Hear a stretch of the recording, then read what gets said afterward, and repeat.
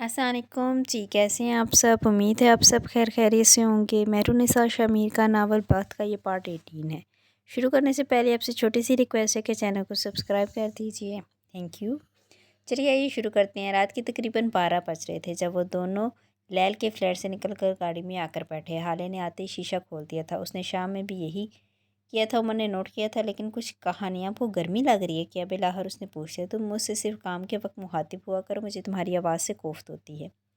और मेरे मामलात में दखल मत दिया करो। तुम्हारा और मेरा ताल्लुक सिर्फ काम तक का है। आइंदा किसी के सामने मुझे अपनी बीवी मुतारिफ मत करवाना, तुम्हारे लिए बेहतर होगा। वो खिड़की से बाहर दौड़ती गाड़ियों को देखती कह रही थी, आपको सिर्फ मेरा ही कसूर क्यों लगता है? आपकी शादी सफ़ीर से ना हो, इसके लिए आपकी चची भी तो आपको अगवा में शामिल हो सकती है।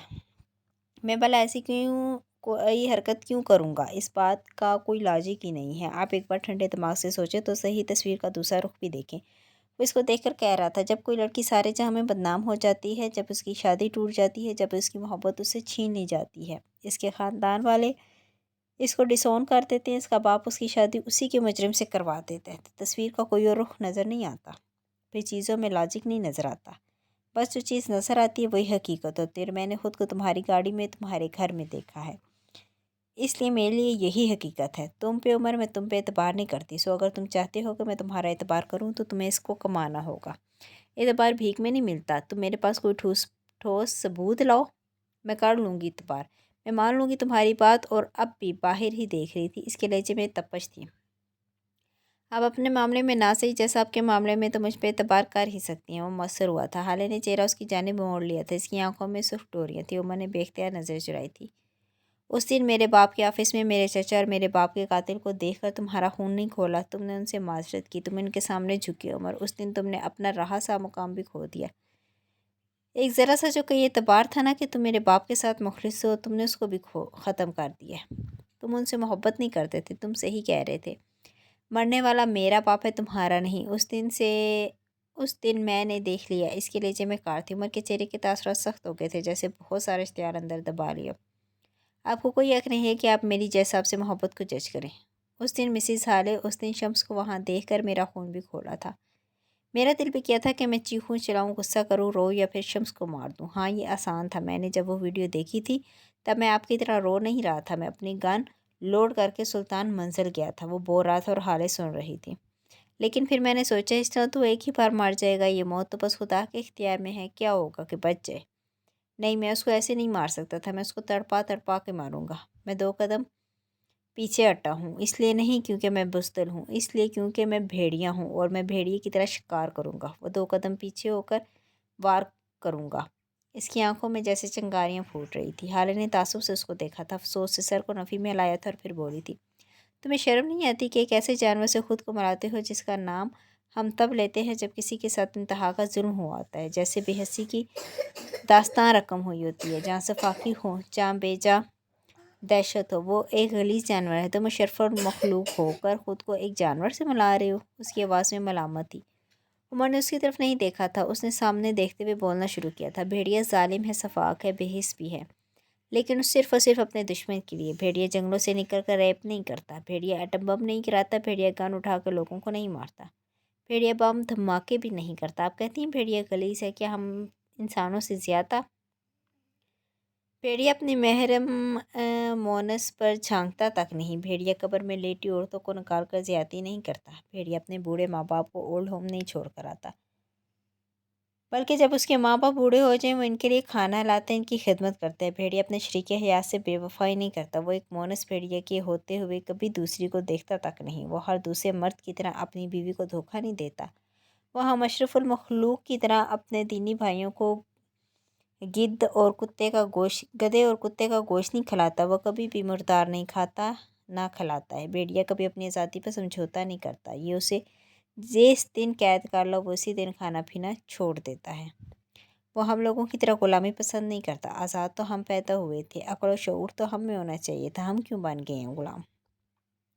भेड़िया तो इंतहाई नफीस और मौज़ब जानवर है। गन तो हम इंसानों ने फैलाया है, जुल्म तो हम इंसान कर रहे हैं, सफाकी तो हम पर ख़त्म है, गलीज़तरीन तो हम होते जा रहे हैं। आइंदा अगर कहीं जुल्म हो, कहीं ज़्यादती हो तो ये मत कहिएगा कि इंसान भेड़िया निकला, बल्कि ये कहिएगा कि इंसान की इंसानियत ख़त्म होगी। बल्कि کیونکہ بھیڑیا برا نہیں ہوتا، انسان زیادہ برا ہوتا ہے، بول کر خاموش ہو گیا تو اس کے لہجے میں کبھی بھی طنز نہیں ہوتا تھا، برتری کی خواہش نہیں ہوتی تھی، اپنی بات منوانے کی ضد نہیں ہوتی تھی، ویسے بات کرتا تھا جیسے کسی بہت ہی عزیز چھوٹے بچے کو سوال سمجھایا جا رہا ہو۔ حالے اس کو دیکھ کر رہ گئی تھی، اپنی باتوں سے لاجواب کرتا تھا۔ حالے نے اعتراف کیا تھا شاید فرا کی ساری پتیاں روشن تھیں، ہارون شاید اپنے کمرے میں ایزل اور کینوس کے سامنے کھڑا ایک منظر پینٹ کر رہا تھا، گرے آنکھوں والا ایک لڑکا اور اس کے ہاتھ سے ہاتھ چھڑاتی سی آنکھوں والی لڑکی۔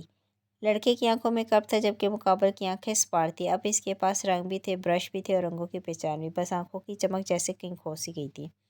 اسی وقت اس کے کمرے کا دروازہ کسی نے ہلکے سے ناک کیا تھا۔ ہارون کام ان کہہ کر پھر سے پینٹنگ میں محو ہو گیا تھا۔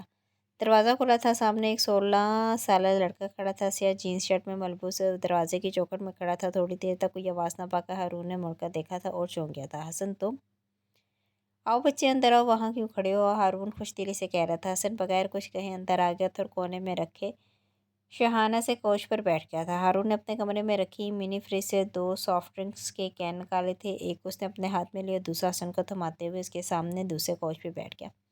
اتنی رات میں کس کے ساتھ آئے؟ اس نے جیسے بات کرنے کے لیے کوئی موضوع تلاش کیا ہو۔ ڈرائیور کے ساتھ، اس نے ہلکی آواز میں جواب دیا۔ اس وقت؟ اگر کوئی کام تھا تو مجھے بلا لیتے، تم اس وقت مت نکلا کرو حسن، یہ ٹھیک نہیں ہے، وہ تفکر سے کہہ رہا تھا۔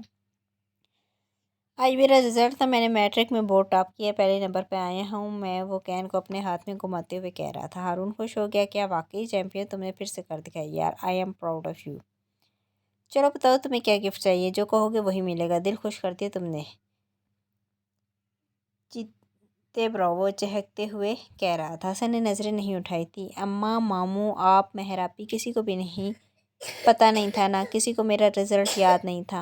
میں نے آج پورا دن انتظار کیا، کسی نے مجھے مبارکباد نہیں دی، حالے نے بھی نہیں، اس کو دینی چاہیے تھی، اس کو میرے پاس آنا چاہیے تھا۔ پاپا کو کبھی میرا ٹیسٹ تک نہیں بھولتا تھا، وہ مجھے ہر دفعہ کچھ نہ کچھ گفٹ کرتے تھے۔ میرے رزلٹ والے دن وہ شام میں مجھے میری مرضی کی جگہ لے جاتے تھے۔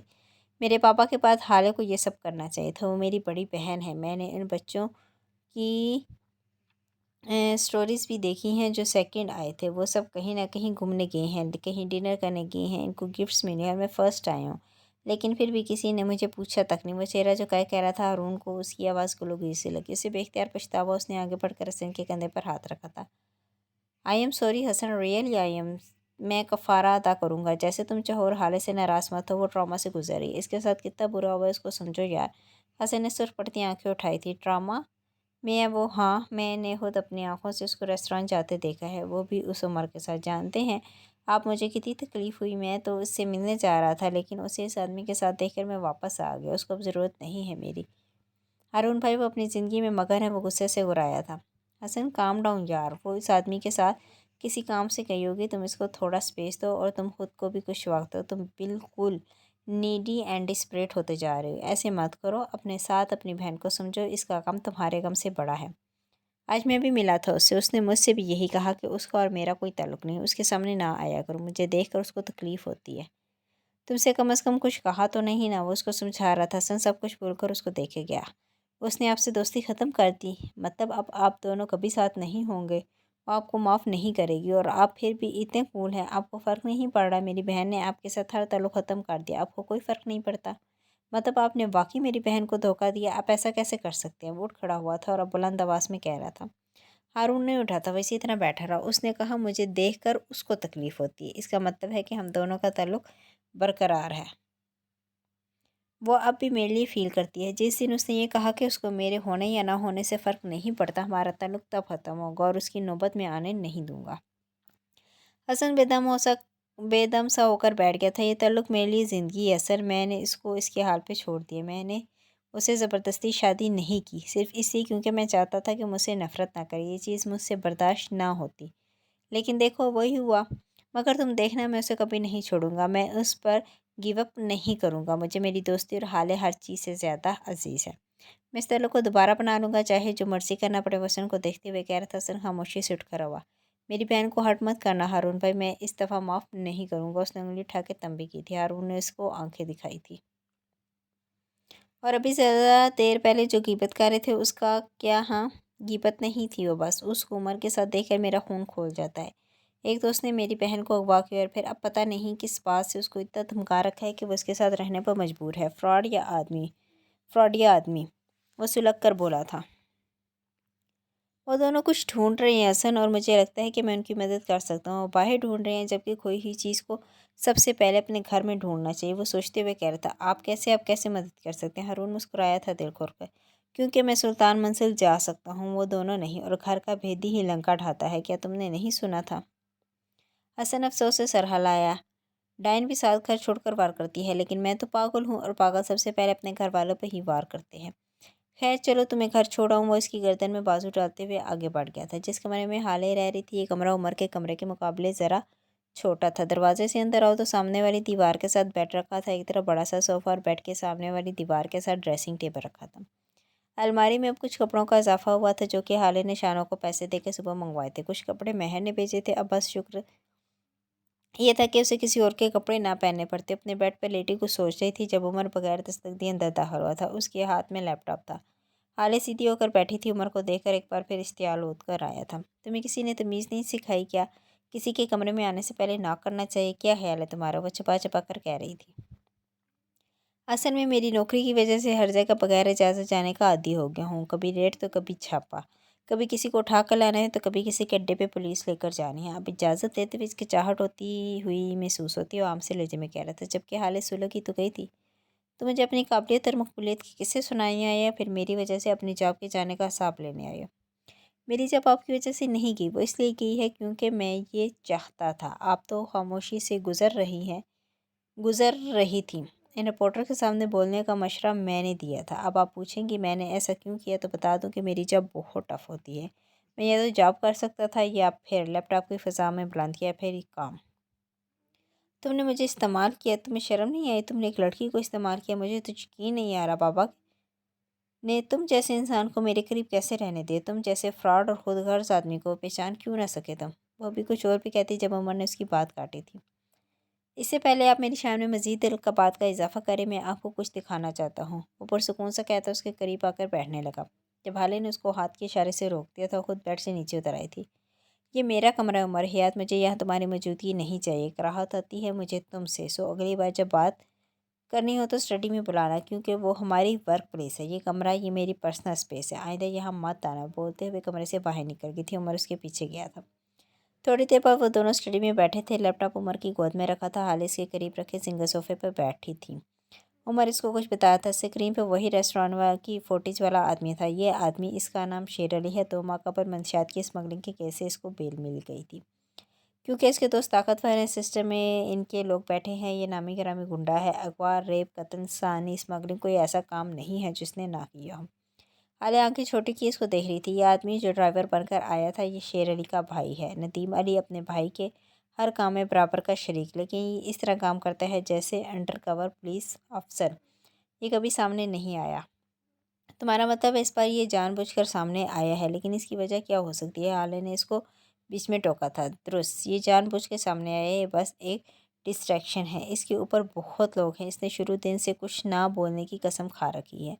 हर किस्म के टार्चर के बाद भी इसने मुंह से एक लफ्ज़ नहीं निकाला। ये अब तक गूंगा होने की अदाकारी कर रहा है। अब हमें यह मालूम करना है कि लास्ट टाइम शेर अली को जेल से निकलने में किसने मदद की।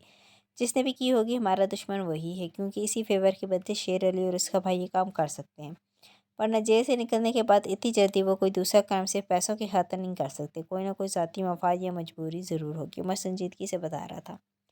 ओ मतलब बड़े ही प्रोफेशनल लोग हायर किए हैं तुमने। क्या बात है तुम्हारी? तुम्हें तो शुरू से ही पता होगा कि ये कुछ बोलेगा ही नहीं, और तुम मेरे साथ बैठकर इनको ढूंढने का ड्रामा करोगे, और आखिर में मैं खाली हाथ रह जाऊंगी, और तुम उमर हयात तुम हीरो बन जाओगे। ग्रेट।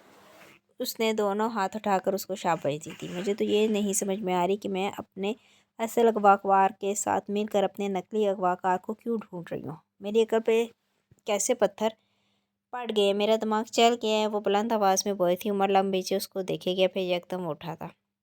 सोफे की हाथ पे अपना हाथ रखकर वो हाले की जानिब झुका था। वो दम साधे बैठे थी। हाले में राज सुल्तान, मैंने आपको अगवा नहीं किया। ये बात आप अपने छोटे से फितना दिमाग में बैठा लीजिए। और आप मेरे साथ काम इसलिए कर रही हैं क्योंकि आपके पास मेरे खिलाफ़ कोई सबूत नहीं है, क्योंकि आपके बाप ने आपको मेरे साथ रहने का कहा है, کیونکہ آپ کے پاس جانے کو کوئی جگہ نہیں ہے، کیونکہ آپ کے پاس اپنا حق لینے کے لیے تعلقات یا پیسہ نہیں ہے۔ آپ بس ایک بگڑی ہوئی رئیس ذاتی ہیں جسے بس فیشن اور کھانوں کے علاوہ کسی چیز کا علم نہیں ہے، جو کہ ہاتھ پاؤں مار کے اپنا مجرم ڈھونڈنے کے بجائے سارا الزام ایک ایسے شخص پہ لگائی جس کے خلاف اس کے پاس ایک ثبوت بھی نہیں ہے۔ اصل میں آپ کو میں بتاؤں آپ کیا ہیں؟ آپ ایک سست لڑکی ہیں جس سے کام نہیں ہوتا۔ آپ کا دماغ آپ کو غلط کاٹتا ہے۔ آپ ہر قصور، ہر غلطی کو میرے کھاتے میں ڈالتی ہیں کیونکہ میں آسان ہدف ہوں۔ آپ مشکل کام کرنے سے ڈرتی ہیں۔ پیچھے ہٹا تھا، بازو سینے پر باندھ لیے تھے اور کہنا جاری رکھا، سو اب اگر آپ کہہ رہی ہیں کہ میں نے آپ کو اغوا کیا، زبردستی آپ کو اپنے پاس رکھا، تو ٹھیک ہے، میں نے یہ کیا، اب بتائیں کیا کریں گے؟ کیا ثبوت ہے؟ کون گواہ ہے؟ کس عدالت میں جا کر میرے خلاف بات کریں گے؟ کون سے مارننگ شو میں جا کر اپنے دکھڑے سنائیں گی؟ کیونکہ میں سمجھ گیا ہوں کہ آپ صرف یہی کر سکتی ہیں۔ اس کے لہجے میں تپش تھی، حالے کی رنگت سفید پڑنے لگی تھی۔ آپ کے غم نے آپ کے دماغ کو بند کر دیا۔ حالے اس کو کھولے، اس سے کام لیں، منہ سے بولنے سے کچھ نہیں ہوگا۔ ثبوت لا کر میرے منہ پہ مارے۔ آپ مضبوط ہیں، باہمت ہے، آپ وہی ہیں جس نے ایک 6 فٹ 1 انچ کے مرد کو اکیلے اسپتال پہنچایا تھا۔ آپ وہی ہیں جس نے اپنے خاندان کی جدائی کو سروائیو کیا۔ آپ وہی ہیں جس نے ذلت جھیلی ہے۔ جو عورت ذلت جھیل لیتی ہے نا، وہ سب کچھ جھیل لیتی ہے۔ خود کو ضائع مت کریں۔ اب کی بار اس کا نیچے نرم ہو گیا تھا۔ حالے بغیر کچھ بولے شاکین نظروں آنکھوں سے اس کو دیکھے گئی۔ عمر چند قدم آگے آیا تھا، لیپ ٹاپ اٹھایا تھا اور حالے کی گود میں رکھا تھا۔ اس میں شیر علی کے سارے کیسز کی ساری ڈیٹیلز ہیں، پڑھیں، اور کس کیس سے کس نے اس کو نکالا ہے اس کی ڈیٹیل۔ یہ اپنا فون ہاتھ میں اٹھا کر اس کے ہاتھ میں تھمایا تھا۔ میرے کانٹیکٹ لسٹ میں 10واں نمبر لائر کا ہے اور 20واں ایک دوسرے انویسٹیگیٹر کا، جسے کسی نے بھی شیر علی کو اس کے کیسی سے نکالا ہے۔ ساری ڈیٹیل آپ کو مل جائیں گی۔ آج رات میں جا رہا ہوں، صبح آؤں گا۔ اگر آپ نے کام کر لیا تو ہم ٹیم رہیں گے، اور اگر نہیں کر سکی یا نہیں کرنا چاہتی تو جیسے آپ چاہیں گی میں کروں گا۔ بس ایک بات یاد رکھیں کہ ساری دنیا آپ کی دشمن ہو سکتی ہے لیکن عمر حیات نہیں، وہ نرمی سے کہتا چلا گیا تھا۔ حالے وہیں بیٹھی رہ کے ساکت شل۔ حسن ستا جب اپنے کمرے میں آیا تو اس کے بیڈ پر پھولوں کا ایک بکے رکھا تھا، ایک بڑا سا گفٹ کا ڈبہ بھی ساتھ ہی رکھا تھا۔ حسن متحیر سا چوکھٹ پہ کھڑا رہ گیا اور پھر اگلے لمحے وہ لپک کر اپنے بیڈ کے پاس آ گیا تھا۔ اس نے بکے اٹھا کے دیکھا تھا، اس میں ایک ننھا سا کارڈ لگا تھا، اس پہ بھیجنے والے کا نام لکھا تھا، معراج سلطان۔ حسن جہاں تھا وہیں تھم گیا، اس کی سانس تک رک گئی۔ وہ پھٹی پھٹی آنکھوں سے کارڈ کو دیکھے گا اور پھر بے دم سا ہو کر بیڈ پہ گرے گا۔ اس کا دل زور زور سے دھڑک رہا تھا، آنکھوں میں نمکین پانی بھرنے لگا تھا۔ اس نے کارڈ کو ایک بار پھر اٹھایا تھا اور اس پر لکھا نام ایک دفعہ پھر پڑھا تھا، ایک دفعہ، 2 دفعہ، 3 دفعہ، اور پھر وہ پڑھتا ہی گیا۔ پہلے زیر لب، پھر سرگوشی کی صورت، اور پھر بلند آواز میں زور زور سے پڑھتا گیا۔ وہ شاید خود کو یقین دلانا چاہتا تھا۔ کارڈ کے کونے میں ایک اس شاپ کا نمبر لکھا تھا جہاں سے پھول لیے گئے تھے۔ اس نے جیبیں ٹٹول کر اپنا موبائل باہر نکالا تھا اور کارڈ کو دیکھتے کانپتے ہاتھوں سے نمبر ڈائل کیا تھا۔ کال کے پک ہوتے ہی کسی کی پروفیشنل سی آواز اس کے کانوں میں ٹکرائی تھی۔ اپنے شاپ اور بات کرنے والے کا تعارف کروایا گیا تھا۔ حسن کے معنی سماعت پر پڑھتے پڑ گئے تھے۔ میں حسن سلطان بات کر رہا ہوں، سلطان منزل سے۔ مجھے آج آپ لوگوں کی طرف سے ایک بکے ملا ہے جس پہ معراج سلطان لکھا ہے۔ کیا آپ بتا سکتے ہیں کہ پھول بھیجنے کے لیے آپ سے کس نے کہا تھا؟ حسن نے رک رک کر شائستہ انگلش میں سوال کیا تھا۔ آواز سفر کرتی فون کے اس پار گئی تھی۔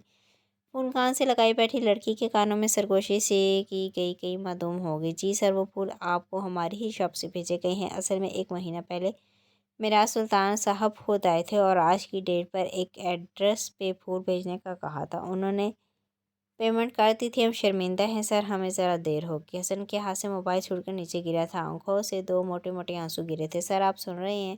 ہیلو سر، ہم معذرت خواہ ہیں سر۔ فون کے اسپیکر سے آوازیں آئی تھیں لیکن حسن کو کوئی پرواہ نہیں تھی۔ اسے اب کسی کی پرواہ نہیں تھی۔ پھولوں کو سینے سے لگائے کارڈ پہ لکھے معراج سلطان کے نام کو دیوانہ وار سنتا جاتا اور روتا جاتا، ساتھ ساتھ پکارتا جاتا۔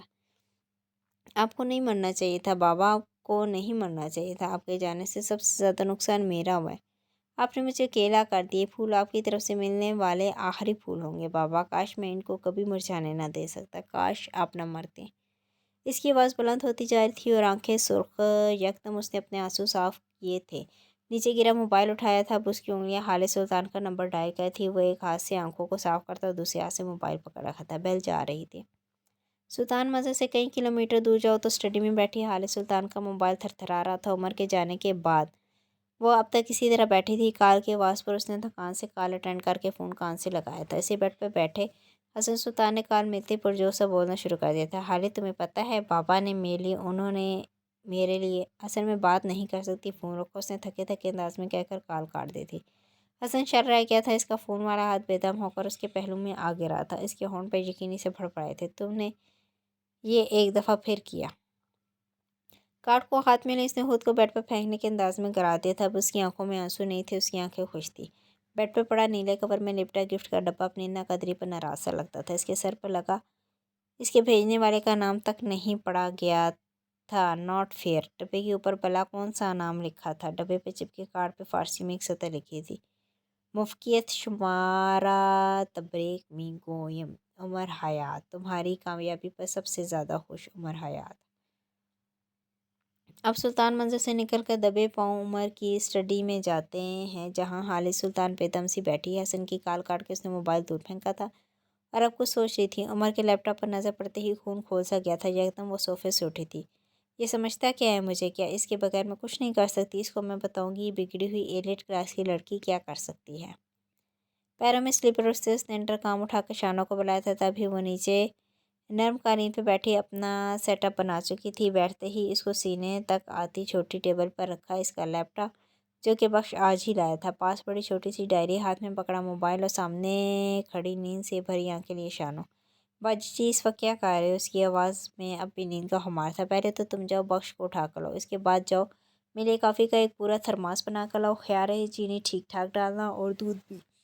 चलो अब जाओ। और वो लैपटॉप पे नज़र जमाई मसरूफ़ सी बोली थी, इस वक्त बाजी और खुदा की कसम मैं बड़ी गंदी काफ़ी बनाती हूँ। उमर साहब कहते हैं मेरे हाथ की काफ़ी से बेहतर है बंदा सकरात का बचा हुआ जहर का प्याला पी ले। अपनी तारीफ में रत्ब लिसान थी। हानि ने लैपटॉप से नज़र उठाई थी और उसकी तरफ देखा था। आपको क्या लगता है इस वक्त मैं अच्छी काफ़ी पीकर चिल करने के मूड में हूँ? मैं आपके हाथ की बदमज़ा काफ़ी इसलिए पीना चाहती हूँ ताकि मेरे दिमाग की तारें हिल जाए और मैं सारी रात सो ना सकूँ। आप चाहेंगी ये गाड़ी बुलवा दूँ? वह नर्म मगर ठंडे लहजे में कह रही थी। शानो सर झटक कर बड़बड़ाते हुए निकल गई थी। आधा पागल शोहर था, बीवी पूरी पागल। हाँ नहीं तो भला मेरी कॉफ़ी ही मिली है दोनों को मजाक उड़ाने के लिए। हालिद ने डायरी से एक नंबर निकाला था और अब इस पर कॉल जा रही थी। दूसरी जानब कॉल पिक कर ली गई थी। सलाम दुआ के बाद वो सीधा मुद्दे पर आई थी। हाँ फराज, मुझे एक काम था तुमसे। हाँ खैर ही है, कुछ गाड़ियों की डिटेल्स चाहिए थी और एक नंबर भेज रही हूँ, काम कर दोगे? वो मसरूफ़ से पूछ रही थी। जवाब में कुछ कहा गया था? हाँ ओके, मैं तुम्हें व्हाट्सएप पर भेज देती हूँ डिटेल्स। नहीं नहीं नहीं, बस यही बहुत है। Thank you. उसने कॉल काट दी थी और फुटेज में नज़र आने वाली गाड़ियों की नंबर प्लेट्स की तस्वीर फराज को सेंड कर दी थी। फराज उसका क्लास फेलो था, उसके बापर भाई की गाड़ियों की एजेंसी थी। खुद वो आईटी का कीड़ा था। ये मालूमात उसके लिए कोई बड़ी बात नहीं थी। अब उसने एक और कॉल मिलाई थी। लैल की नींद में डूबी आवाज़ गूंजी थी, किसको मौत पड़ गई है? वो सख्त बेजार हुई थी। आपको 1 घंटे के 6,000 चाहिए। हाले ने उसकी बात का जवाब नहीं दिया था। लैल उठकर बैठ गई थी। अल्फ़ा की ज़ोजा बात कर रही हूँ, वो संभल कर पूछ रही थी। मैं हाले सुल्तान बात कर रही हूँ। उमर को 20 से नकार कर मेरे लिए काम करेंगे? इसका लहजा बेलचक था। 6,500 लूँगी 1 घंटे के। इसके अलावा मेरे खाने के लिए कुछ भेजना होगा। कुछ भी, जो मर्ज़ी ऑर्डर कर दो। मेरे एड्रेस पर आधे घंटे तक मैं तब तक काम शुरू करती हूँ। वो अपने सामने चेहरे पर हाथ फेरती उठी थी। छोटे कटे बालों को एक हाथ से पीछे किया था और अपने कमरे के साथ वाले कमरे की तरफ बढ़ गई थी। इस कमरे में बेड पर एक लड़की बैठी थी, हाथ में मोबाइल, बाउल में रखे चिप्स से एक एक चिप्स खाती कतरी मोटी सी लड़की। लैल ने हाथ के इशारे से उसको बाहर बुलाया था। वह लड़की ज़रा हैरत सी बाहर आई थी। ओके मिल जाएगा। शेर अली और इसके भाई नदीम अली की सारी डिटेल्स चाहिए मुझे। कब कब कहाँ किस केस में फंसे, कितना अरसा जेल हुई, कब निकले, किसने निकाला, सब कुछ। आज सुबह होने से पहले ही मुझे सब चाहिए। लैला अपना सिस्टम ऑन कर रही थी। वो कंप्यूटर के सामने बैठी थी। मोटी लड़की ने इसके हाथ वाली सीट संभाली थी और इसके हाथ में लैपटॉप था। बात सुनो जोजा, ये काम किसी एक आदमी का नहीं है। मैं तुम्हें शेर अली के सारे केसेस की तफसील भेजूंगी और वो इन सब से कैसे निकला, कब निकला, ये भी भेज दूंगी। लेकिन इसके लिए मुझे और लोग भी चाहिए होंगे। मैं इन्वेस्टिगेटर हूँ, वाला दिन के चिराग नहीं। तुम्हें या तो इंतज़ार करना होगा या फिर दूसरे लोगों को पे करना होगा। वो संजीदगी से कहती। ओके मैं पे कर दूँगी। आप बस इस अमर को यकीनी बनाएं कि मुझे सुबह होने से पहले सारी डिटेल्स मिल जाएंगी। लैल ने समझने वाले अंदाज में सर हिलाया था। एक और बात, मैं पैसों के लिए सुबह तक इंतज़ार कर लूँगी, लेकिन बाकी लोग बगैर पैसों के कंप्यूटर के सामने बैठेंगे भी नहीं। मैं तुम्हें अकाउंट्स की डिटेल भेजती हूँ, इनको पैसे ट्रांसफ़र करवा दो। जितना जल्दी काम करोगे उतना ही जल्दी होगा। अब के हाले के चेहरे पे साया सा लहराया था, लेकिन वो नॉर्मल रही। उसने ओके कह के कार काट दी थी। उसके पास पैसे नहीं थे, इसके पास कोई रकम नहीं थी। क्या करे, कहाँ जाए? हाले ने कार काट दी थी, सर हाथों में गिरा लिया था। आज तक कभी ऐसा नहीं हुआ था कि कभी इसको पैसों के लिए परेशान नहीं होना पड़ा था। अगर कभी मेरा सुल्तान इसकी पॉकेट मनी बंद कर देते थे तो इसके पास हारून शायद मौजूद होता था। वो दोनों एक दूसरे के पैसों से खाना खाते थे, घूमते थे, शॉपिंग करते थे। कभी महसूस ही नहीं हुआ था, कभी सोचा ही नहीं था कि एक दिन हारून शायद इसके पास नहीं होगा। सारा मसला ये थे कि इसके पास अब हारून शायद नहीं था। दोस्तों का मौजूद होना जितनी बड़ी नेमत थी, इनका बिछड़ना उतना ही बड़ा अज़ाब था। हाले ने सर झटक कर सारे ख्यालों को झटका था। जब तमाम नफ़ी ख्याल झटक दिए तो दिमाग को ज़रा तक़वियत मिली, और जब दिमाग पुरसकून हुआ तो उसने हाले के कान में चुपके से आकर एक खल पहुँचाया। हाले के होठों पर ज़ख्मी सी मुस्कुराहट आई थी। उसने एक बार फिर अपना मोबाइल उठाया और एक नंबर पे कॉल की थी। अपने कमरे में ड्रेसिंग टेबल के सामने बैठी मदद का मोबाइल बजने लगा था। उसने नंबर देखा था, गैर शनासा को सोच कर उसने कॉल उठा ही ली थी। मैं हाले बात कर रही हूँ। मदद स्पीकर से हाले की आवाज़ आई थी। तुम कैसी हो? तुम हाले, तुम ठीक हो ना? मैं 2 बार तुम्हारे घर गई हूँ, तुम नहीं थी और तुम्हारा नंबर भी नहीं दिया किसी ने। मैं तुम्हारे लिए परेशान थी। मदद जल्दी जल्दी बोल मुबादा कहीं कॉल ही ना काट दे।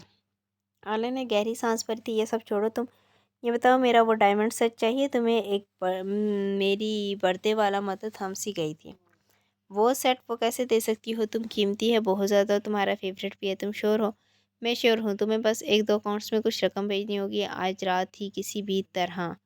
तुम कर लोगी? हाँ मैं कर लूँगी, लेकिन इसके लिए तुम्हें सेट देने की कोई ज़रूरत नहीं है। तुम दोस्त हो, तुम मेरी जितनी चाहो मैं उतनी रकम तुम्हें दे सकती हूँ। या फार्मेलिटीज़ की कोई ज़रूरत नहीं है।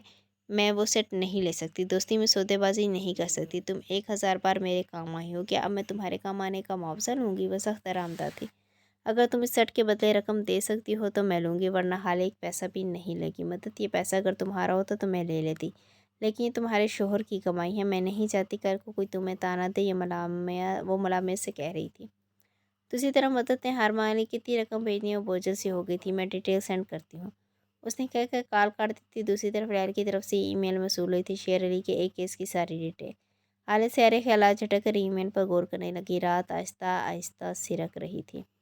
किसी के गुनाह सिमटे तो किसी के अयूब छुपाए।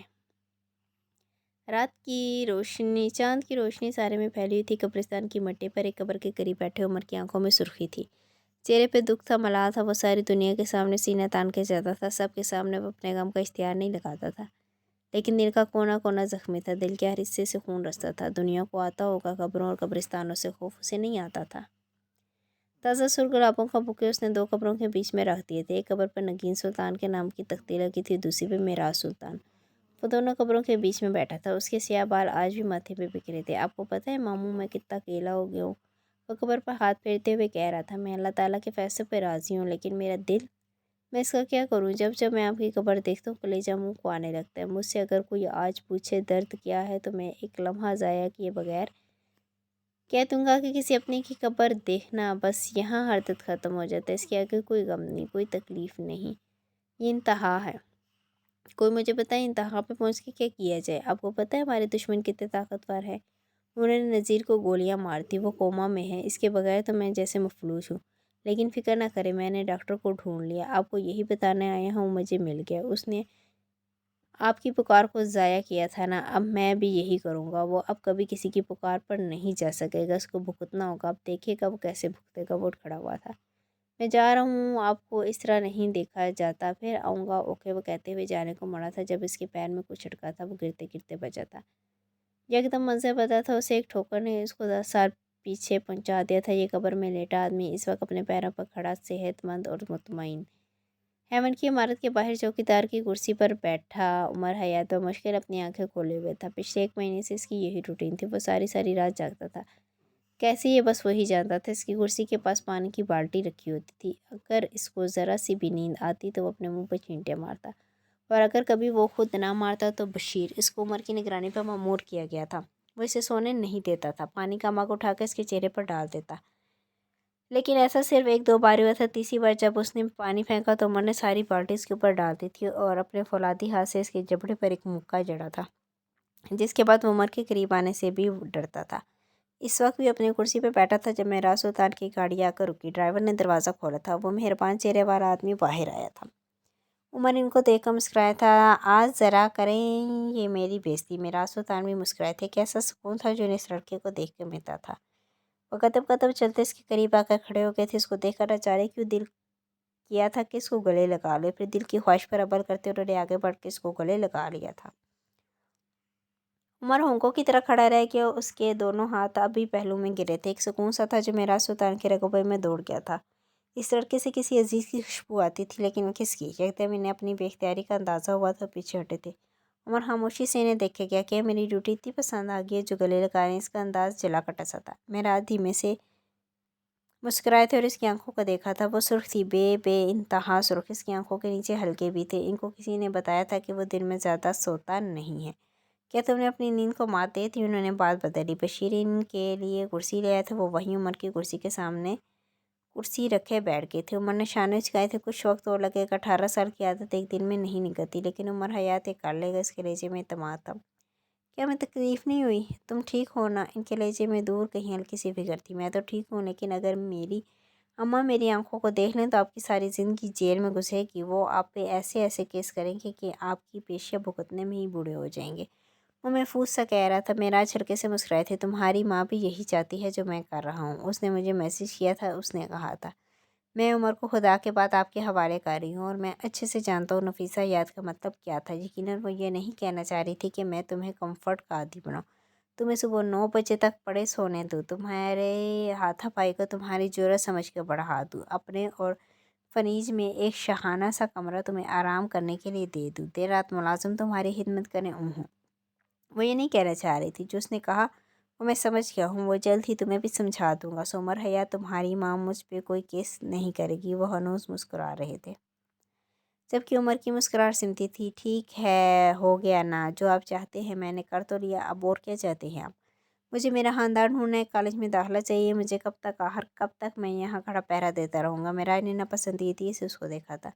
तुम्हें गुस्सा बहुत आता है, वो अफसोस से कहते। तुम जाग तो लेते हो, लेकिन फिर भी तुम अगले 2 महीने और यही काम करो कि आदतों को पुख्ता आने में वक्त लगता है, लेकिन तुम्हारे गुस्से पे भी काम करना होगा। क्या किया जाए? वो सोचते हुए कह रहे थे। ऊपर चुपती नज़रों से इन्हें देखे क्या? आप एक काम क्यों नहीं करते? यहाँ जो छोटे छोटे बच्चे हैं इनका केयर टेकर बना दे मुझे। सारा दिन इनके आगे पीछे फिरूँगा, इनको नहलाऊँगा धलाऊँगा, खाना खिलाऊँगा, बल्कि इनकी माँ की तरह। और अगर ज़रूरत पड़ी तो फिर इनको अपने साथ यहाँ इसी कुर्सी पर सुला भी लूँगा। इससे बेहतर काम भला और क्या होगा? आपकी नज़रों में साफ ज़ाहिर था कि वह तंज करता है, लेकिन मेराज के चेहरे पर खुशगवार से तासुरात उभरे थे। ग्रेट, तुमने क्या हाल निकाला है? भला बच्चों से ज़्यादा गुस्सा कौन दिलाता होगा? तुम आज से दिन में 2 घंटे के लिए यही काम करोगे? बशीर तुम्हें अंदर आया से बुलवा देगा। किसी भी बच्चे पर ज़रा सा भी गुस्सा मत करना। उमर ना डांटना ना झिड़कना, और इनकी हर बात का जवाब देना होगा तुम्हें, चाहे सवाल कितना ही बेतुका क्यों ना हो। और दूसरा, तुम ये 7 वाले अस्पताल के में 1 घंटे के लिए वेटर का काम करोगे। भला वेटर से ज़्यादा लोगों के हुक्म कौन सुनता होगा? जिस अस्पताल में मौजूद बीमार और मजबूर लोगों के परेशान और जलाए हुए रिश्तेदार तुम्हें झिड़केंगे या फिर तुम पे गुस्सा करेंगे, तब तुम्हें खुद को कंट्रोल करना होगा, और रात में आखिरी पहर की ड्यूटी तुम्हारी होगी। बाकी वक्त सो जाया करना। ओके, महीने बाद आऊँगा और फिर देखूंगा आगे क्या करना। उन्होंने सारा प्लान तरतीब दे दिया था। उमर हंसा था दिल खोल कर। गर्दन पीछे फेंक के वो हंसता गया। काल का गड़ा भी वाजिया था। हंसते हंसते उसकी आंखों में पानी भर गया था। उसने एक हाथ से अपनी आंखें साफ की थी और बेराज की जानिब देखा था। अब बहुत फनी है, कसम से बहुत ज़्यादा। उमर हयात अब बच्चे संभालेगा? शायद मेरी अम्मा ने आपको बताया नहीं कि उमर को सिर्फ एक चीज़ से नफरत है, बच्चों से। मुझे बच्चे नहीं पसंद। आपको लगता है उमर अब बच्चे पालेगा, लोगों के हुक्म सुनेगा, इनकी बातें सुनेगा? ओ मेरे खुदा, कैसी बातें कर रही हैं आप? मेरी अम्मा ने मुझे कहीं बेड से नीचे कदम रखने नहीं दिया, और यहाँ वो ये सब कुछ करूँगा? हरगिज़ नहीं। वो इनकी आंखों में देखकर कहते हुए आगे बढ़ने लगा था। जब उसके पैर के नीचे कोई पत्थर आया था, वो गिरने ही लगा था जब मेराज ने बर्फ रफ्तारी से उठकर इसको थाम लिया था। मुझे लगा था नफीसा ने अपने बेटे को अपने जैसा बनाया होगा, नाकाबिले तस्खीर। लेकिन तुम उमर, तुम्हें नफीसा जैसा बनने में सदियां लग जाएंगी। जिस काम को तुम हकीर समझते हो, आज से कई साल पहले जब तुम्हारी माँ और मैं अमेरिका में पढ़ते थे, तब इस त्यारे गैर में तुम्हारी माँ ने वेटर का काम किया है।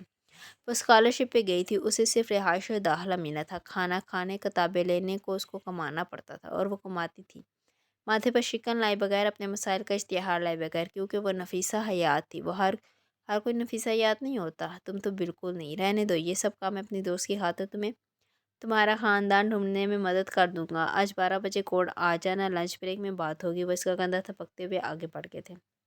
जब उमर ने पीछे से पुकारा था, मैं आज से काम करूंगा अस्पताल में, किससे मिलना होगा, मेरा काम कौन समझाएगा? वो इनकी पुष्ट को देखते हुए पूछ रहा था। मेराज के होंठों पर दबी दबी मुस्कुराहट आई थी। जिसे वो छुपा गए थे, मुड़े थे वहीं से, बस तुम्हें कैंटीन चले जाना, बाकी सब तुम्हें समझा दिया जाएगा, फ़िक्र ना करो, वो वहीं से कह रहे थे। मैं उमर हयात हूँ, मैं अपनी माँ का बेटा हूँ, मैं वो सब कुछ कर सकता हूँ जो मेरी माँ ने किया है। माथे पे शिकन लाए बगैर, अपने मसाइल का इश्तिहार लाए बगैर, आप देख लीजिएगा। वो इनसे दूर खड़ा था, तभी इसको ज़रा बुलंद आवाज़ में कहना पड़ा। मेराज हाथ हिलाते हुए आगे बढ़ के थे, पीछे उमर सोच में गिरा खड़ा रह गया था। वो बच्चे संभालेगा, वो लोगों के लिए खाना लाएगा। क्या उमर हयात को ये दिन भी देखना था? माजी को फरामोश करके वो हाल में आया था। आज उमर के पास इस ठोकर से बचाने वाला नहीं था। आज हसन के पास इसको शाबाश देने वाला, इसको सपोर्ट करने वाला नहीं था। आज हाले के पास इसके मसाइल हल करने वाला नहीं था। वो एक शख्स मार के भी कई लोगों को मार गया था।